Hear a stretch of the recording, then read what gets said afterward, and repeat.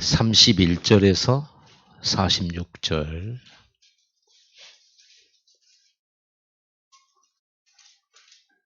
마태복음 25장 31절에서 46절. 같이 읽겠습니다. 인자가 자기 영광으로 모든 천사와 함께 올 때에 자기 영광의 보좌에 앉으리니 모든 민족을 그 앞에 모으고 각각 구분하기를 목자가 양과 염소를 구분하는 것 같이 하여 양은 그 오른편에 염소는 왼편에 두리라. 그때 임금이 그 오른편에 있는 자들에게 이르시되 내 아버지께 복받은 자들이여 나와 창세로부터 너희를 위하여 예비된 나라를 상속받으라. 내가 줄일 때에 너희가 먹을 것을 주었고 목마를 때에 마시게 하였고 나그네 되었을 때에 영접하였고 헐벗었을 때에 옷을 입혔고 병들었을 때에 돌보았고 옥에 갇혔을 때에 와서 보았느니라. 이에 의인들이 대답하여 이르되 주여 우리가 어느 때에 주께서 줄이신 것을 보고 음식을 대접하였으며 목마르신 것을 보고 마시게 하였나이까? 어느 때에 나그네 되신 것을 보고 영접하였으며 헐벗으신 것을 보고 옷 입혔나이까? 어느 때에 병드신 것이나 옥에 갇히신 것을 보고 가서 배웠나이까 하리니 임금이 대답하여 이르시되 내가 진실로 너희에게 이르노니 너희가 여기 내 형제 중에 지극히 작은 자 하나에게 한 것이 곧 내게 한 것이니라 하시고 또 왼편에 있는 자들에게 이르시되 저주를 받은 자들아 나를 떠나 마귀와 그 사자들을 위하여 예비된 영원한 불에 들어가라. 내가 줄일 때에 너희가 먹을 것을 주지 아니하였고 목마를 때에 마시게 하지 아니하였고 나그네 되었을 때에 영접하지 아니하였고 헐벗었을 때에 옷 입히지 아니하였고 병들었을 때와 옥에 갇혔을 때에 돌보지 아니하였느니라 하시니 그들도 대답하여 이르되 주여 우리가 어느 때에 주께서 줄이신 것이나 목마르신 것이나 나그네 되신 것이나 헐벗으신 것이나 병드신 것이나 옥에 갇히신 것을 보고 공양하지 아니하다이까. 이에 임금이 대답하여 이르시되 내가 진실로 너희에게 이르노니 이 지극히 작은 자 하나에게 하지 아니한 것이 곧 내게 하지 아니한 것이니라 하시리니 그들은 영벌에 의인들은 영생에 들어가리라 하시니라. 아멘.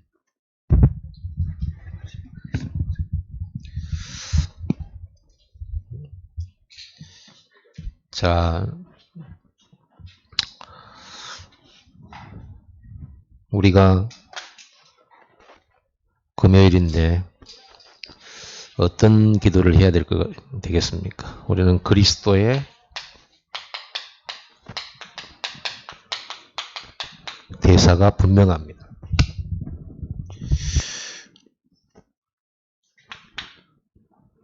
그래서 그리스도의 대사들인 대사의 기도는 어떤 것이어야 되죠?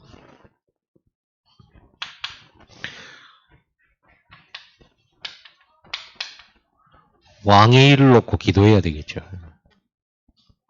우리 모든 시작은 말씀과 기도부터거든요. 그게 시작이죠. 뭘 하느냐가 아니라 시작이죠. 분명히 하나님의 아들이 이 땅에 오신 것은 마귀를 멸하려 하시면 지금도 저와 여러분과 교회를 통해서 하시는 일이 이 마귀의 일을 멸하는 거예요. 이미 그 권세는 깨졌고요. 교회를 통해서 각 지역에 이 흑암 귀신 사단의 세력을 무너뜨리는 거죠. 그거 권세를 우리에게 줬어요. 예수 이름의 권세를. 이 마귀의 일이 우리 눈에 안 보이니까 잘 얼른 모르는데 분명히 개인에게. 성경에 보면 사람에게 붙었던 더러운 귀신이 떠나가고 이래 돼 있잖아요. 사람에게 붙어요. 이건 사람이 죽어서 돌아다니는 그런 귀신이 아니죠. 타락한 천사들이란 말이에요. 마귀와 그 졸개들이라고 말이에요. 이게 사람에게 붙어요. 이게 붙어서 하면 무슨 일이 벌어집니까? 관계들이 다 무너지죠. 하나님과의 관계 무너지죠. 인간과의 관계 무너지죠. 세상과의 관계 무너져 버립니다. 정복이 되는 게 아니고 이 정복하는 것이 아니고 정복되어지고 포로 돼요. 딱 끌려가 버려요. 네피림 시대, 노아 시대 사단이 뭐 했다 이런 거 안 나오잖아요. 사람들이 어디 잡혔죠? 오직 먹는 거, 입는 거. 오직 육신적인 거예요. 잡힌 거예요. 이 잡힌 거죠. 이런 거를 보는 눈이 있어야 되죠. 여러분, 유대인들이, 유대교가, 그래서 바울도 유대교잖아요. 바울 괜찮은 사람이에요. 실력 있는 사람이고, 인격적으로도 괜찮아요. 그리고 굉장히 뛰어난 사람이에요. 명성 있는 사람이고. 그런데 잡혔죠. 잡혔잖아요. 잡혀가지고, 완전히 사단에 잡혀가지고, 예수 믿는 사람 잡아 죽이러 돌아다녔잖아요. 그 유대교 층에서 보면은 사명자죠. 그런데 예수님 오실 때는 원수로 행하는 거죠. 잡힌 거예요. 그러니까 우리가 좋은 게 다 좋은 게 아니에요. 복음의 반대로 행할 때, 복음보다 더 주장할 때, 복음보다 더 강하게 나오는 거, 그거 있어요. 우리는 어려서부터 우리 한국의 그 바탕이 유교주의 아닙니까? 그러니까 어른, 효, 이런 거 있잖아요. 기본적으로. 지금은 거의 없습니다만. 있잖아요. 그래도, 이렇게, TV 보니까, 외국에서 처음 온 사람들을 이렇게 찍은 그런 프로그램도 있대요. 3명이서 고기를 구워 먹는데, 한국 사람은 제일 막내가 고기를 구우는 거예요. 근데 그런 게 이제 그 사람들한테는 좀 새로운 문화죠. 우리나라가 그래요. 만약에 복음보다가 어른이니 밑에니 위에니 이걸 너무 주장한다. 그러면 이 잡혀가요. 뭐에 잡히냐? 사단에 잡혀요. 복음보다 더 강조되는 거. 복음을 희석시켜버릴 만큼 강한 거. 여러분 가문에 있습니다. 여러분이 배운 것 중에 있어요. 이거는 도저히 못 참아 하는 거 있죠. 여러분 우리는 복음은 절대 놓치면 안 되고 하나님 떠나면 안 되고 예배 놓치면 안 되는데 여러분이 예배를 그냥 버려버릴 만큼 예배를 포기할 만큼 여러분에게 도전되는 거 있어요. 굉장히 자존심 상하거나 인정 못 받는 거 화가 나거나 무시당했다는 이런 어떤 생각에 탁 잡히거나 이런 거 있잖아요. 예배를 놔버릴 만큼 복음 전도를 끊어버릴 만큼 그러죠.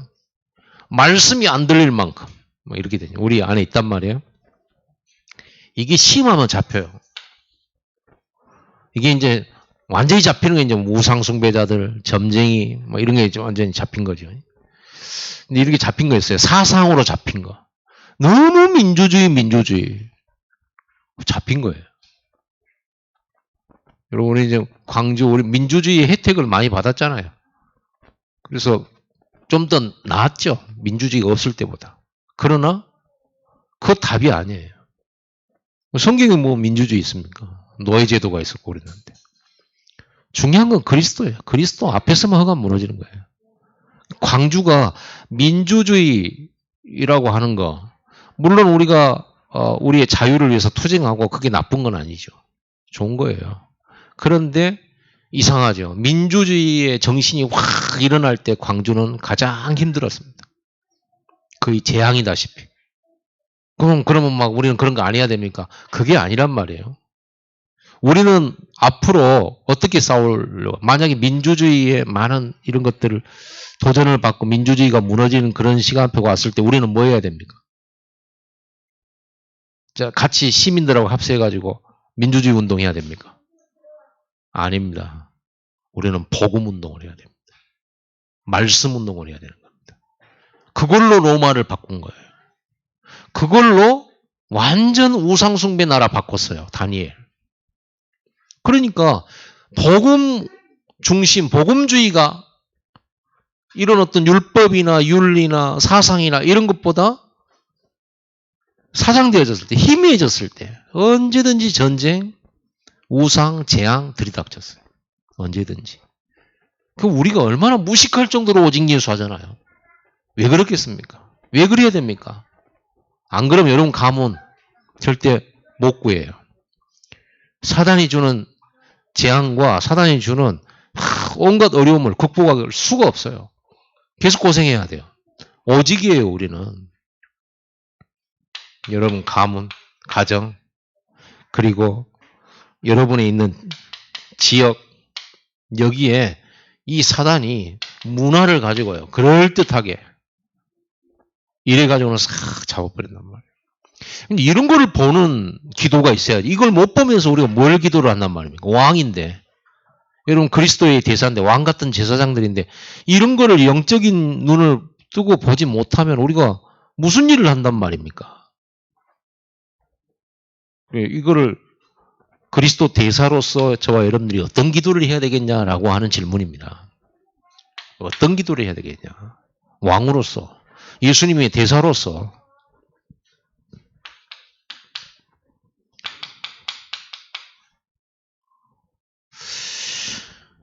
우리는 제사장의 일을 가지고 기도해야 되잖아요. 제사장의 가장 큰 일이 뭐예요, 이게? 예배거든요.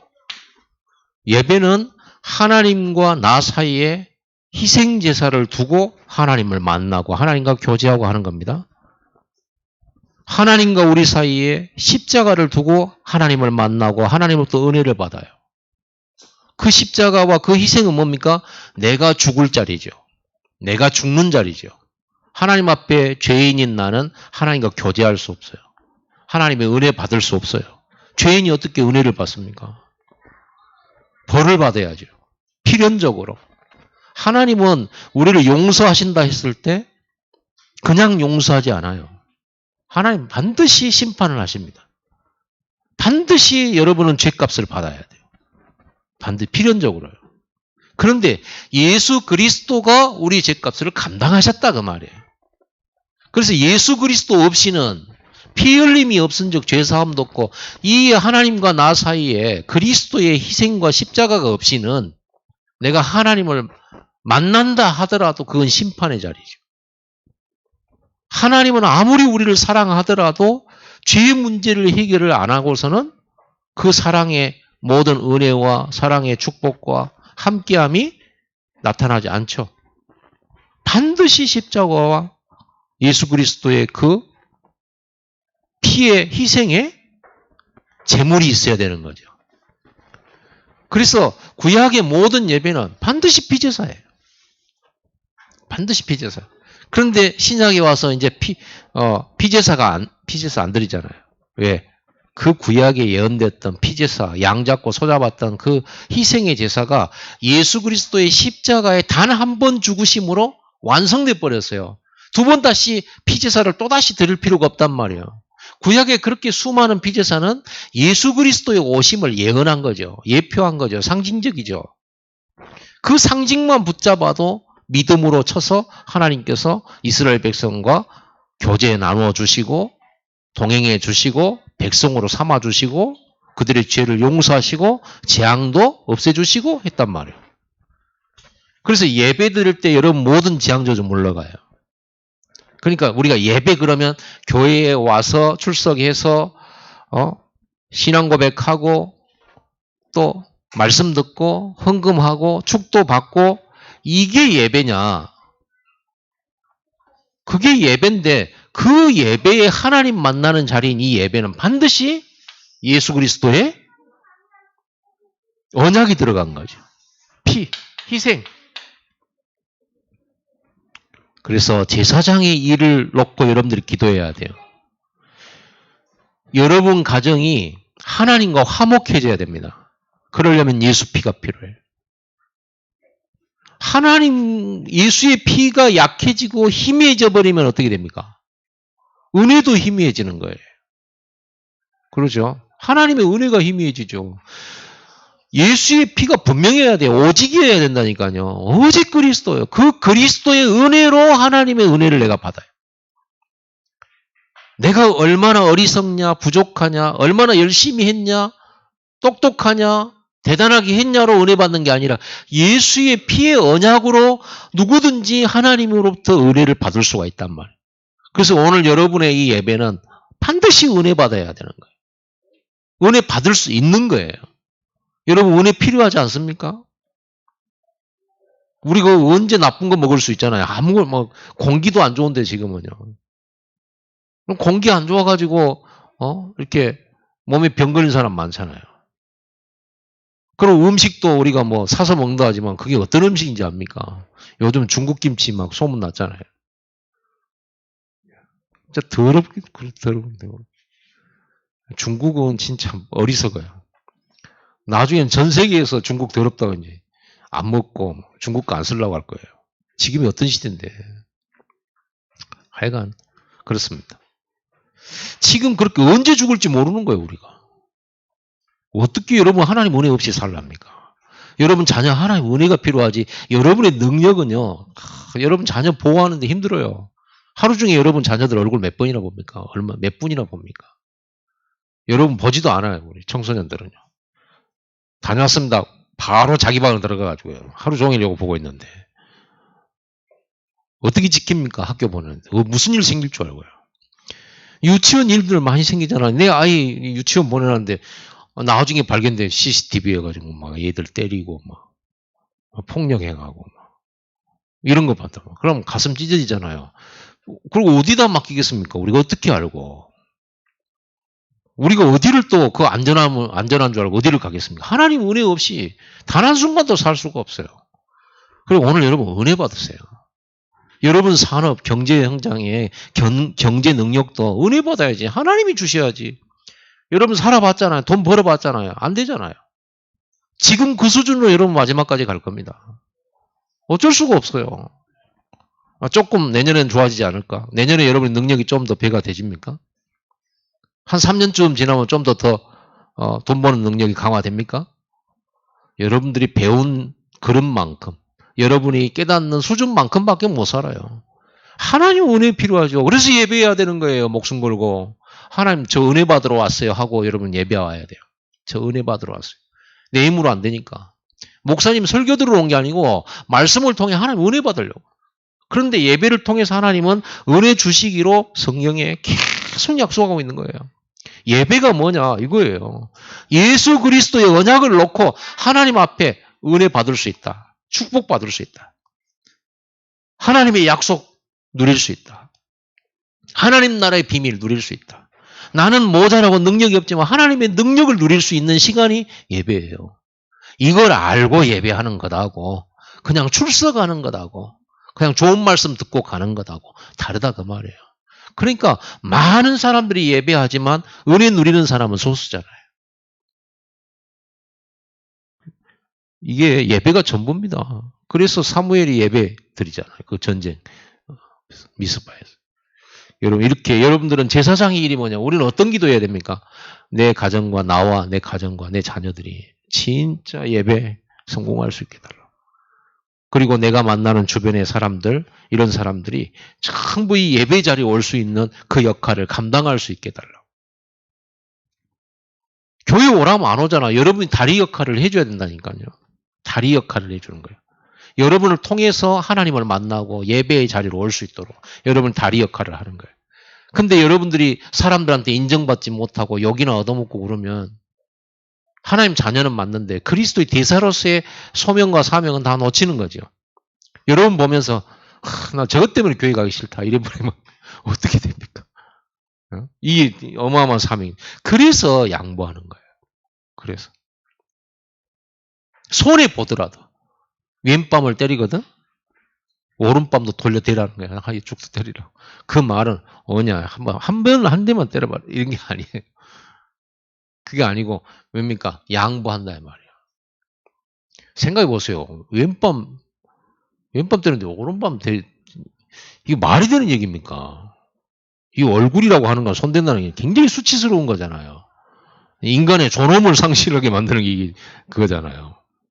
그런데 예수님은 그것마저도 양보하라는 거죠.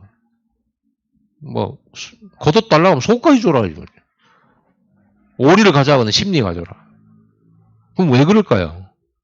혹시라도 이 사람이 예배의 자리에 올 수 있는 기회를.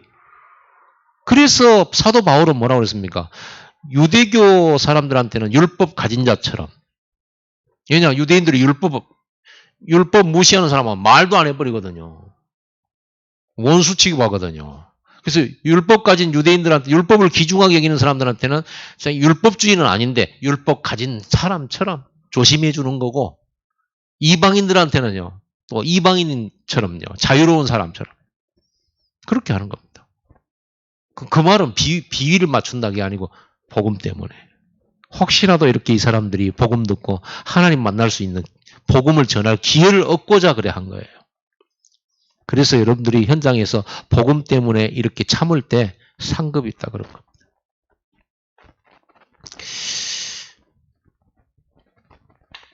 그래서 여러분들이 현장에서 다락방하고 말씀운동하면서 현장 예배 들으면서 그 사람들의 이 죄 문제, 재앙 문제, 저주 문제를 해결해 주는 것이 바로 다락방이에요.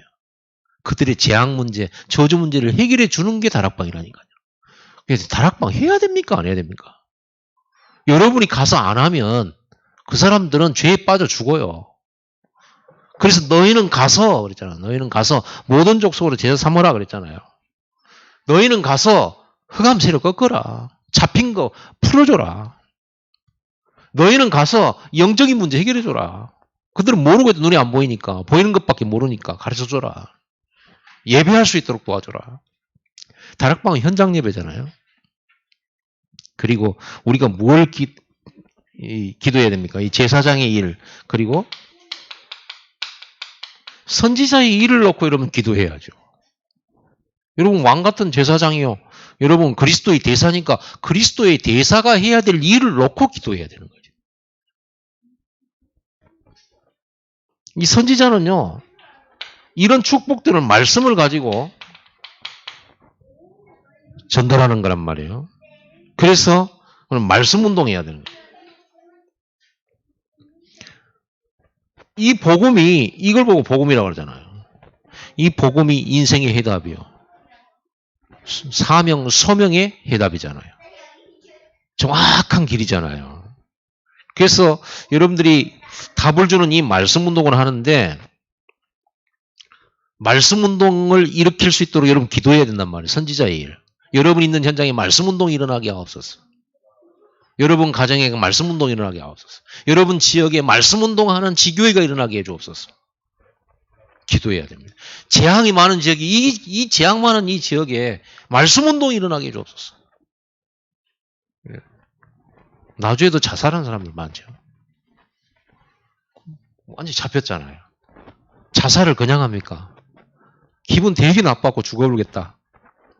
그럴 수 있죠. 그런다고 기분 나쁘다고 다 죽는 건 아니에요.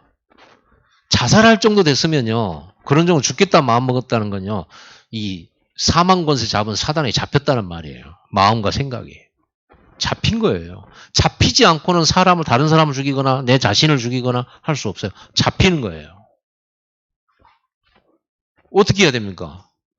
이거를 해결하려면 어떻게 해야 돼요? 그 지역에 말씀 운동이 일어나야 되는 거예요. 말씀 운동. 그래서 말씀 운동이 가장 먼저 일어나야 되는 곳이 어디입니까? 여러분 이걸 놓고 기도를 하셔야죠. 말씀 운동이 가장 먼저 일어나야 되는 곳이 내 마음에 먼저 일어나야 돼요. 마음의 말씀이 있어요. 여러분 생각에 말씀 운동이 일어나야 돼. 먼저 생각이 늘 말씀 속에 있어야 돼. 그러려고 하면 많이 봐야 되고 듣고 이래야 되죠. 요즘 계속 우리 중위자들도 이렇게 복음 편지, 새생명, 새생활 들어보니까 어떻습니까? 다르지요, 뭔가. 뭐가 다르냐면요, 여러분 생각 속에 자꾸 말씀이 있어요. 자꾸 마음속에 말씀이 자꾸 들어가요. 근데 이게 지속되어지면 이게 뿌리를 내려요. 이게. 근데 여러분 하다가 말아버리면 또 어느 날 마음과 생각 속에 말씀이 탁 자리 잡았던 것이 어느 날 희미해지고 다른 게 막 이제 세상 것이 들어가요. 여러분 모든 여러분 마음과 생각의 병을 고치는 방법은 여러분 생각 마음에 말씀이 가득 들어가도록 해야 돼요. 분명하고도 정확한 말씀들이 들어가도록 해야 됩니다. 그리고요, 이렇게 해서 여러분 마음의 말씀 운동이 일어나야 되고, 여러분 생각의 말씀 운동이 일어나야 됩니다. 생각 치유, 마음 치유 일어납니다. 진짜로, 실제로. 말씀은 치유의 능력이 있어요. 말씀은 빛이거든요. 어두운 것들 쫓아내버려요. 말씀이 들어가면 여러분 마음의 어두움이 사라지게 돼 있어요. 점점. 힘들다, 어렵다, 괴롭다, 외롭다, 슬프다, 막 이런데 안 빠져들어가요. 그게 빠져들어가면 병들어요. 계속 나는 슬프다. 내가 봤을 때는 전혀 안 슬픈데. 나는 계속 슬프다. 나는 계속 힘들다. 나는 계속 어렵다. 이 생각에 계속하면 잡혀버린다는 거예요. 그래서 계속 말씀 속에, 생각 속에, 이 말씀이 생각 속에 이게 들어가야 돼요. 그래서 여러분, 마음과 생각의 말씀 운동이 일어나기를 바랍니다. 마음께까지 내려가려고 그러면, 생각에까지 들어가려고 그러면 어떻게 해야 돼요? 계속 듣는 것밖에 없어요. 그래서 먼저 여러분들은요, 귀가 말씀 운동이 일어나요. 귀에 말씀이 자꾸 들어가는 말씀 운동이라요, 귀가. 말씀을 자꾸 들어야 되는 거예요. 그렇죠? 감사하죠. 우리 귀가 건강한 게 감사해요. 그리고 여러분들은요, 눈, 입, 손, 발. 한마디로 말하면 몸입니다. 여러분 몸에 말씀 운동이 일어나야 돼요. 여러분 성경에 증거 있습니다. 예수 그리스도 자체가 말씀이거든요. 예수 그리스도께서 말씀을 주시고 말씀을 받을 때 아멘으로 믿음으로 받은 사람들은 귀 열리고 눈 열리고 입 열렸어요. 손발 펴지고 일어났어요. 맞아요? 틀려요? 여러분이 진짜 말씀 운동하면 회복의 역사가 일어나요. 몸도 강건해져요. 그뿐만 아니라 여러분들이 이제 듣는 것도 말씀으로 이렇게 뭡니까? 걸러서 들어요, 말씀으로. 거의 대부분 그냥 듣잖아요. 사람의 말을 그냥 듣고 그냥 보고 그냥 말한단 말이에요. 아니에요. 반드시 말씀으로 걸러서 듣고 말씀으로 걸러서 보고 그죠? 그리스도의 안경을 가지고 말씀의 안경을 가지고 보고 그냥 말씀으로 딱 걸려서 입에서 나가고 이래야 되는 거예요. 그러면 사람 살려요. 그런데 이게 안 걸리고 입에 말씀 운동이 살아버리면 어때요? 나도 죽고 다른 사람도 죽어요. 그래서 여호수아 1장 7절 9절 하나님께서 여호와 하나님께서 여호수아 보고 한 말이에요. 네 입에서 하나님의 말씀을 절대 떠나지 하지 마라. 이 말씀이 내 입에서 떠나지 말게 하고 이 율법책이 항상 네 입에 있고 좌로나 우로나 치우치지 마라. 그러면 네가 어디로 가든지 형통하게 될 것이다. 그래서. 여러분 이 말씀은 살아있고 실제로 그 말씀은 지금도 성취됩니다. 그래서 여러분 의사도 포기하고 사람들도 나 포기했다. 여러분이 이 말씀 운동이 시작되어지면 그 누구도 해결할 수 없는 게 해결돼요. 하나님은 말씀으로 천지 창조하셨어요. 말씀으로 영혼을 죽이기도 하고 살리기도 해요. 말씀으로 하나님은 귀하게도 만들고 천하게도 만들어요. 말씀으로 전쟁을 이기기도 하고 지기도 해요. 하나님의 방법이 말씀입니다. 그러니까 여러분들이 말씀 운동이 먼저 이렇게 일어야 해요. 여러분 자신에게 먼저 증거 나온다니까요. 해보세요. 이걸 여러분들이 체험을 해야 말씀 운동이 이렇게 대단하구나. 이 말씀이 이렇게 대단한데 우리가 뭘 주장할 겁니까? 자, 그리고 이제 여러분들은요. 시편도 보면 시편 71편 시편에 가장 많은 말씀들이 이런 말씀이에요. 그럼 찾아보실랍니까? 시편 71편 24절.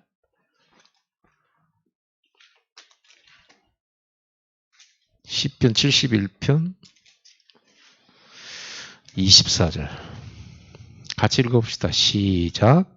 나의 혀도 종일토록 주의 의를 작은 소리로 읊조리오니 나를 모해하던 자들이 수치와 무한을 당함이니이다. 사람들은 나를 비난하고 나를 억울하게 만들고 나를 모함하고 나를 어렵게 만드는데 이 시편 기자는 뭐라고 하느냐. 나는 하나님의 말씀을 읊조리겠다 그런 거예요.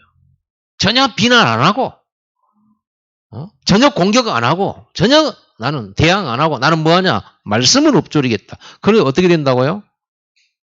결국은 그 사람들이 수치와 무한을 당하게 될 거다라는 거죠. 시편 119편 97절. 이것도 한번 찾아봅시다. 시편 119편 97절. 많은데 이 119편이가 많아요. 특히 119편 97절. 같이 읽어봅시다. 내가 주의 법을 어찌 그리 사랑하는지요. 내가 그것을 종일 작은 소리로 읊조리나이다. 24 집중이에요. 이것만 해도 역사 일어나요. 그래 여러분들이 매일 이 복음편지 강의라든지 수요 금요 메시지, 주일 메시지라든지 이런 기도수첩 메시지 이런 메시지를 계속 이렇게 듣고 또 읊조린단 말은 입으로 중얼중얼 한다는 거죠. 말씀을. 이런 굉장한 거예요. 그거. 성경의 증거를 직접 말씀한 거잖아 이게. 그래서 우리가 선지자의 일이 뭐냐. 말씀운동인데 말씀운동을 놓고 기도해야 되는데 먼저 말씀운동이 일어나야 될 장소가 어디냐 말이에요. 여러분 개인이에요. 그리고 여러분의 이제 이렇게 해서 점점 말씀운동이 파고들죠. 여러분 가장 가까운 옆사람 이게 전달돼요. 이제는요. 이런 말씀을 가지고 여러분들이 증거를 얻어버리면 자꾸 말씀을 전달하게끔 돼요. 나도 모르게. 왜냐하면 그게 사는 길이고 그게 답이고 사람 얘기를 자꾸 들어보면 여러분들이 말씀운동이 안 돼 있는 사람은 인간적인 생각으로 그 사람 말을 들어요. 그런데 이렇게 이런 말씀운동 속에 있는 말씀 속에 있는 사람은요. 말 들어보면 오늘 내가 가졌던 성경의 말씀 구절이 딱 이 사람의 답이 되는 거예요. 그럼 그거 전달해 주죠. 성경에 이런 말씀이 있다. 이번 강단에 이렇게 말씀 나왔다. 정확하게 답이 나왔잖냐. 이렇게 전달해 줄 수 있는 거죠. 여러분 옆 사람. 여러분 옆 사람 중에서도 가장 가까운 사람들. 가장 가까운 사람 전도하기가 제일 힘들죠. 그러나 여러분들이 이렇게 말씀의 증거운동이 일어나면 옆 사람이 가장 먼저 보게 돼요. 말씀의 역사를 보게 되는 겁니다. 우리가 이건 놔두고 막 전도하려고 그러면 힘들죠. 먼저 여러분들이 누려야 돼요. 그러면서 여러분들이 교회에 각 기관들에 소속돼 있잖아요. 교회에서 맡은 것도 있잖아요. 그게 말씀운동, 그게 일어나야 되는 거예요. 여러분 맡은 게 뭡니까? 어떤 일이든 상관없어요. 그게 말씀운동이 일어나야 되는 거예요. 남전도회든지 여전도회든 뭐 유년주일학교든 간에요. 교사든지 그게 반주자든지 뭐 성가대든지 뭐 방송이든지 간에 상관없어요. 그게 말씀운동이 딱 연결이 돼요. 그러니까 하나님의 말씀은 매이지 않죠. 거기를 통해서 하나님의 역사가 나타나게 돼 있어요. 당연하게. 우리가 이거를 캐치를 못하니까 우리 어디로 가서 얼마나 훌륭한 일을 할까 이렇게 생각을 하는데 그렇지가 않습니다. 제대로 여러분들이 말씀운동이 일어나야 돼요. 그 다음에 여러분들이 가는 곳이 이제 여러분 직장이라든지 이제 삶의 현장으로 들어가게 되잖아요. 이 사람이 이 삶의 현장 속에 들어가면 어떻게 되겠습니까? 말씀운동이 확산되게 돼 있어요. 여러분 꼭 이걸 놓고 여러분 기도하시기 바랍니다. 자,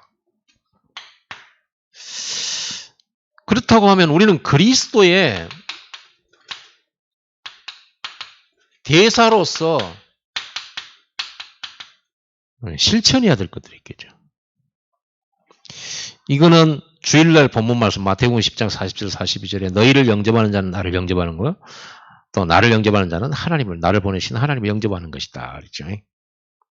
자, 영접이라는 단어를 가지고 우리가 실천해야 될 게 뭡니까? 전도자를 돕는 거죠. 전도자를 돕는 거. 돕는다. 이게 더 맞는 말 같아요. 섬긴다. 전도자 섬기세요. 오늘 우리가 읽었잖아요. 지극히 작은 자에게 한 것이 곧 나에게 한 것이다. 그리고 주일날 읽었던 본문에도 이 작은 자에게 냉수한 것이다 주는 자는 그 상을 결단코 읽지 않아. 그 작은 자가 누구냐 말이에요. 예수님 말씀은 이 작은 자가 누구예요? 그 옆에 서 있는 사람들이 누구였어요? 사도들, 70인. 그 제자들이에요. 제자들을 보고 예수님은 이 작은 자라고 그랬어요. 이 작은 자. 요셉은 하나님이 보낸 사자죠. 애굽을 복음화시키고 애굽의 우상 문화를 막고 재앙을 막는 사자로 보내진 거죠. 아무도 모르죠. 노예로 왔는데 작은 자잖아요. 아무도 몰라요. 이 사람은 누군가 여러분들이 애굽에 있었는데 요셉이 이게 하나님의 사자구나. 노예인데 하나님의 사자구나. 이렇게 보여졌다. 여러분의 진짜 시대적인 복을 받을 사람이죠. 그게 보여져야 돼요. 작은 자인데 하나님이 보낸 사람이에요. 하나님이 복음을 위해서 전도를 위해서 보낸 사람이고 부른 사람이고 세운 사람이구나. 이렇게 보여져야 된다. 작은 자인데 그게 보여지는 거예요. 그걸 보고 겨자씨, 그걸 보고 밭에 뿌려진 씨앗, 그걸 보고 누룩이라고 하는 거예요. 초대교회 사람들은요, 전도자들은 보잘것없었어요. 바리새인들, 유대인들이 보기에 너무너무 보잘것없었어요. 힘도 없어 보였고요. 배운 것도 없어 보였어요. 그 여자들이 모여 있었고 어부들이 모여 있었어요. 뭐가 대단했겠습니까? 그런데 하나님의 사자들이었어요. 그리스도의 대사들이었어요. 그들을 섬기고 그들을 돕는 자들은 하나님의 축복을 받았습니다. 그걸 전도자를 알아보는 사람들이 전도자의 보호자요, 식주요, 동역자요, 사랑하는 자요, 섬기는 자요. 이렇게 자기의 인생 목표를 정했던 겁니다. 그걸 보고 이면계약이라고 그러잖아요. 나는 평생 전도자를 위해 살겠다. 복음 가진 전도자를 위하여. 전도자를 섬기고. 우리들은요, 사역자를 잘 섬겨야 돼요. 여러분이 사역자이기 때문에 제가 여러분을 섬겨야 되는 거고. 여러분 서로 섬겨야 돼요. 그게 예수님이 오늘 본문에서 칭찬과 책망을 했던 두 부류를 설명하는 거잖아요. 이 작은 자가 누구냐? 전도 때문에 하나님이 세운 사람들이에요. 성도들을 섬겨야 돼요. 지금은 작은 자죠. 작은 자처럼 보이죠. 근데 성도 한 사람을 통해서 많은 문들이 열릴 수 있어요. 또 문이 안 열려도 상관없어요. 저 작은 한 사람의 기도를 통해서 하나님 받으시고 그를 축복하시고 그의 기도를 통해서 교회가 성장하고 커져갈 수 있도록 또 세계복음화할 수 있도록 축복하시기 때문이에요. 하나님은 성도, 교회에 모인 성도 그 어떤 작은 자의 기도로도 하나님은 소홀히 대하지 않으시기 때문에 그렇습니다. 오히려 어린아이의 기도를 더 들으시고 응답하시는 하나님이세요. 자, 그래서 무엇입니까? 한마디로 말하면 이거를 한마디로 딱 말해버리면 뭡니까? 예수 그리스도와 복음을 위하여 전도를 위하여 섬기는 것을 말하죠. 복음 때문에 전도 때문에 복음 때문에 전도 때문에 이유를 없애버리는 거예요. 이 사람의 약한 거, 모자란 거, 부족한 거 복음 때문에 안 보겠다는 거예요. 전도 때문에. 오직 전도와 복음 때문에 내가 섬기겠다는 거예요. 그래서 선지자의 상, 제자의 상 이런 거예요. 이걸 받는다는 거예요. 여러분 이 상을 받아야 되지 않겠습니까? 이 상 받으려고 하면 내가 누구를 섬길까? 어떻게 섬길까? 이 고민 많이 해야 될 겁니다. 여기 이 말씀이 진짜라면요. 그렇죠? 그리고 여러분 세상 나가거든요. 세상 사람들 잘 섬기세요. 싸우지 말고. 되도록이면 우리가 진리 가지고는 싸워야 되는데 되도록이면 세상 왜냐하면 성경이 증거 있잖아요. 요셉이 보디발 잘 섬겼어요. 그죠? 나아만의 여종이 그 주인 잘 섬겼습니다.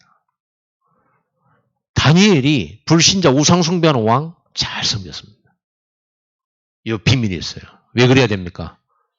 복음 전도 때문이에요. 복음 전도 때문에. 그리고 단순히 잘 섬긴다가 아니라 세상을 유익하게 해요. 유익하게. 여러분 대한민국을 유익하게 하셔야 돼요. 전 세계 사람들에게 유익한 일을 해야 돼요. 여러분 산업이. 여러분의 기능이 전 세계에 유익하도록. 전 세계 어린이에게 유익하도록. 이렇다고 해야 돼요. 인류에 이바지하는 사람들이 돼야 돼요. 인류에 이바지하는 사람들. 그리고 뭐 하려고요? 복음 전하려고. 그래서 요셉이 한 게 뭡니까? 식량난을 해결했잖아요. 전 세계 식량난을 요셉이 해결한 거예요. 그래가지고 복음 전한 거예요. 이걸 보고 우리는 뭐라 그래요? 서밋이라고. 잘 섬기세요. 물론 싸운다고 해서 뭐 여러분들이 재앙 만나 그러지 않습니다. 그럼 우리는 복음 때문에 양보하고 복음 때문에 손해본다. 하나님 기억하세요. 그거를 기억하신다. 그리고 반드시 상급을 베풀어요. 복음 때문에 참은 거 하나님 기억하세요. 상대방이 잘못됐고 여러분이 옳다. 그런데 이 잘못된 그 사람에 의해서 뭔가 여러분이 손해를 받았다. 괜찮습니다. 복음 때문에 전도 때문에 참는다. 그리고 인내한다. 그리고 양보한다. 원네스 때문에 내가 참는다. 그랬을 때는 반드시 그 사람은 하나님께 징계받을지 모르지만 여러분들은 응답받습니다. 하나님 반드시 기억하시고 계산하세요. 하나님이 잊어버린 바 되잖아요. 심지어는 이미 죽은 다윗을 생각해서 살아있는 솔로몬에게 은혜를 베풀었어요. 네 아버지 다윗 생각해서 내가 너 봐준다. 그렇게 말씀하셨잖아요. 하나님께서요. 그 정도예요. 하나님 기억하신다니까요. 우리가 그거를 만약 그런 게 없다 그러면 우리는 참으면 안 되죠. 억울해서 못 살죠. 여러분 성격이에요. 못 참지. 절대로 못 참지. 자, 그래서 여기에 하나님이 상급을 주시겠다 한 겁니다.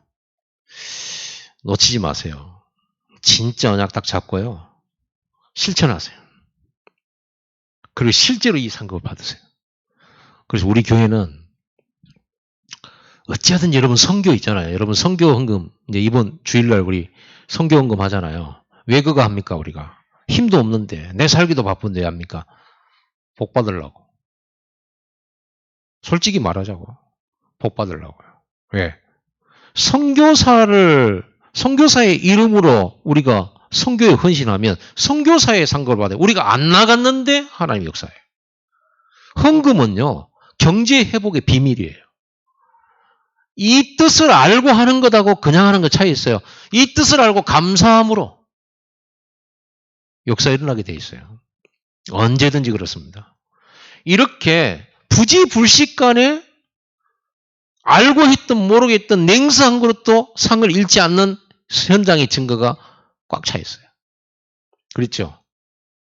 그렇잖아요. 그래서 이건 단순히요. 선지자를 반맥해 줬더니 기근을 잘 피하게 하나님 하셨다. 이게 아니에요. 그 시대에 복음 전도 때문에 작게 헌신한 건데 하나님이 경제 회복을 주신 거예요. 아멘. 틀림없어요. 그거는 우리의 신앙 고백이에요. 그건 신앙 고백이라니까요.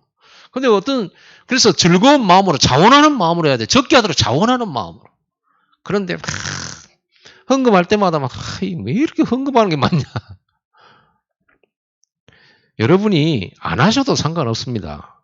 그러나 성경의 원리는 언제든지 경제 회복의 원리는 이렇게 가고 있습니다. 이걸 모르면은 많이 놓치잖아요. 그럼 우리 경제가 얼마나 중요한데 피 같은 건데 없으면 못 살잖아요. 자, 그리스도의 대사로서 여러분이 선지자의 상급, 선지자가 아닌데 선지자의 축복을 받고 제사장의 축복을 받고 전도자의 축복을 받고 그렇죠? 그 방법이 그거예요. 섬기는 거예요. 잘 섬기는 우리 교회가 됐으면 좋겠습니다. 저는 간혹 이제 이렇게 다른 교회에 청년 강의를 하거나 또는 집회 인도를 하거나 이럴 때가 좀 자주 생기잖아요. 가보면 어떤 교회 가면요. 전 성도들이 섬기는데 좀 깜짝 놀랄 때가 많이 있어요. 세심하게 챙겨요. 하나부터 열까지 세심하게 챙겨요. 뭐 제가 대통령도 아닌데 앞에 나와서 기다리고 있어요. 그럼 다 차 안내해주고 이렇게 하고 그리고는 앞서서요 세밀하게 인도해주고요. 필요한 것들 다 물어봐주고 다 해주더라고요. 그리고 딱 보니까 딱 섬기는 자세가 딱 돼 있어. 이 교회 중직자들은. 섬기는 자세가 돼 있구나. 일단 외부에서 손님 왔다. 섬길 자세 다 돼 있어요. 나는 우리 교회가 그랬으면 좋겠다고 생각합니다. 그게 복받을 자세죠. 이걸 아는 사람들이니까. 우리가 뭐 때문에 그런 짓을 합니까? 뭐 때문에 그런 짓을 해요? 힘들어 죽겠는데. 이 비밀을 알고 있기 때문에. 그래서 우리가 주님 주신 이 말씀을 가지고 진짜 이 축복을 누려야 됩니다. 중직자들은 가장 많이 섬기는 성도들이 되기 바랍니다. 가장 많이 섬기고 잘 섬기고 다른 성도들보다 가장 잘 섬겨서 중직자가 돼야 돼. 가장 많이 하나님으로부터 상급을 받을 거니까 가장 응답을 많이 받을 사람들은 가장 많이 섬기는 사람들이어야 되겠죠. 기도하십시다.